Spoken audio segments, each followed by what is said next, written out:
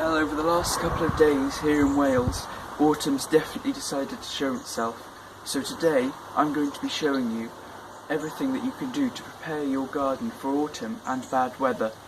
So all of these tips I've sort of picked up over the time that I've been looking after this garden mostly by myself, with a bit of help from my family.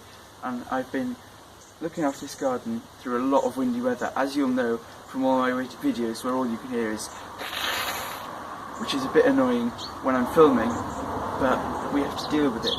And I've got quite an open garden really, because from this direction all of the wind just blows straight in, and that's why I try and plant plants to sort of shield and break up the wind from my garden. So now on with the tips for this video. Before this video gets started, I'd just like to make sure that you've gone down below, hit the subscribe button as well as the little bell icon to make sure you're notified next time I upload a video. One of the most common things that you'll come across in windy weather, and one of those common things that will fall over or be damaged, are beam structures or structures holding the climbing and tall plants up.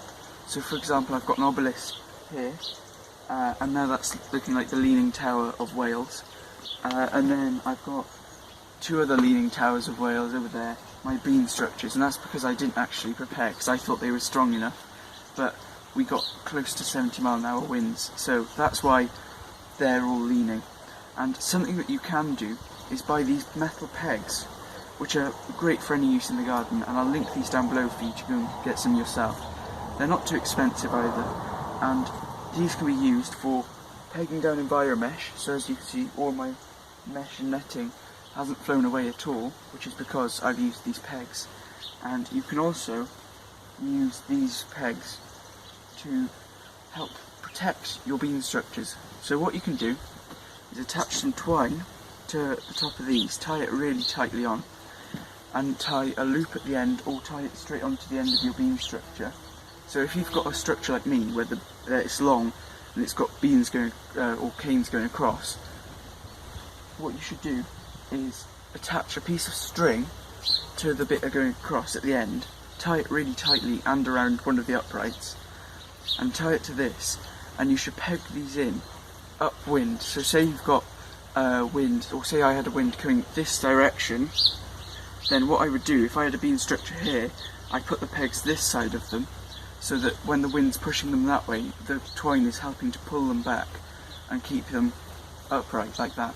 And if you can't figure out what direction the wind's going to be coming from for you in this storm or whatever's coming, then you can just tie it up both sides. You'll use double the amount of twine, which I'll also link down in the description, but you'll use double the amount of twine, but your beans and precious plants will all be protected, so there's no need to worry when the storm comes through.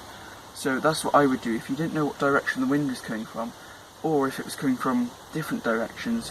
Just twine up both sides and you'll be safe.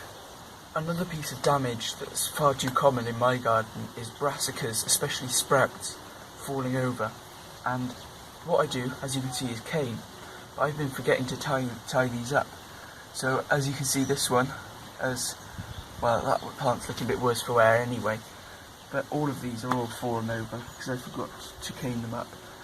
But to be honest, it doesn't really matter. You'll still get sprouts, it'll just be a lot messier and dirtier. So that's why I do like putting them caned up, and it also protects them from slugs, because if they're on the ground, the slugs and things will all go all over them, eating them. If they're upright, the slugs can't get on them as easily. So that's why I cane mine up.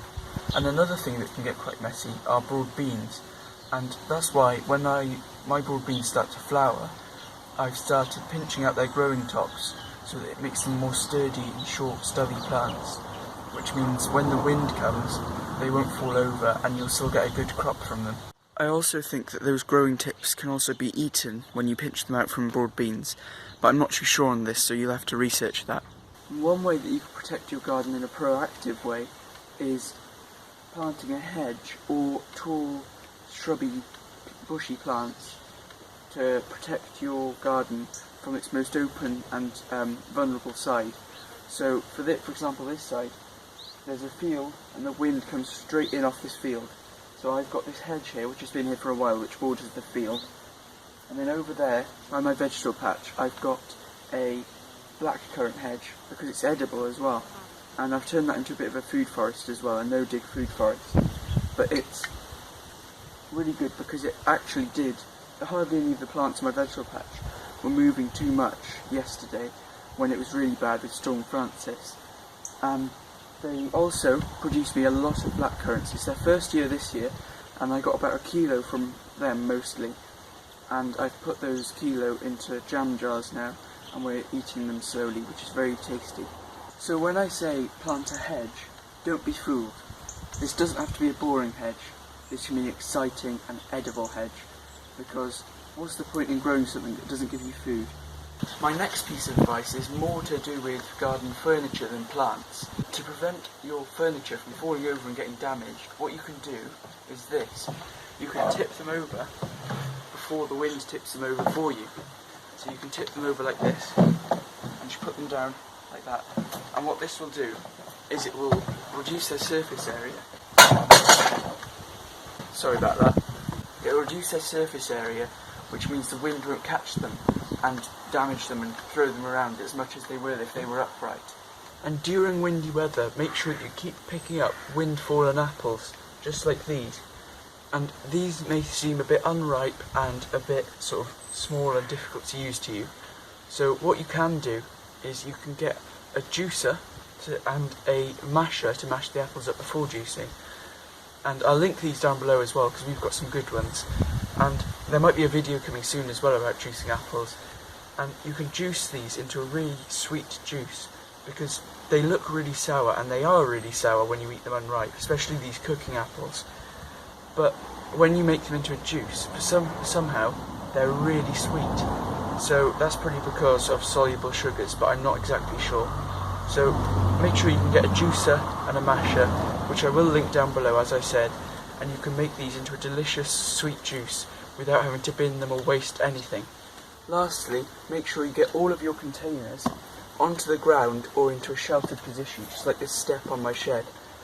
And that's because these will fall over, and if they're terracotta or ceramic, they'll break, and that's really quite a big price to pay, because ceramic pots are quite expensive. And also the plants and all the soil could fall out if they fell over. So make sure you put them in a sheltered position to protect them from all of the wind.